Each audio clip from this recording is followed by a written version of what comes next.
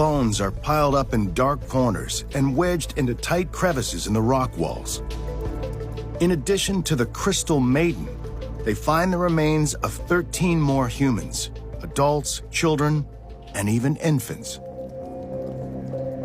So some individuals were hidden out of plain sight in the crevices of the cave walls, and the remains were not intact anymore, and many had suffered cracks and damages, and all of them had this crystallized coating.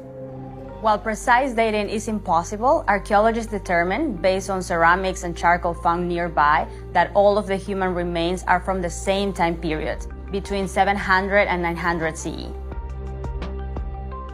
Like the Crystal Maiden, many of the victims share the characteristic elongated skull. Skull flattening in early infancy was a traditional beautification practice of the Maya, who would have been living in the area of the cave at this time.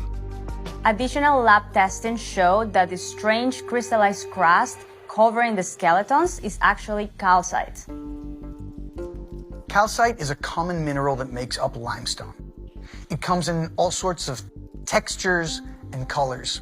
Water interacting with calcite gets redeposited on the bones of the skeleton, forming tiny crystals that, interacting with light, give the bones here their sparkle.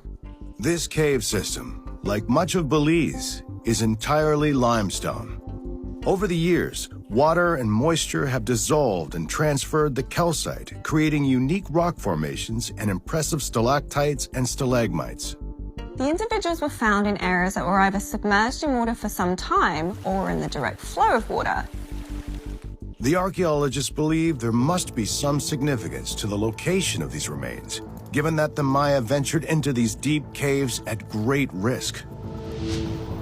Exploring the caves for more evidence to explain what happened to these people, the archaeologists discover some relics with a dark purpose.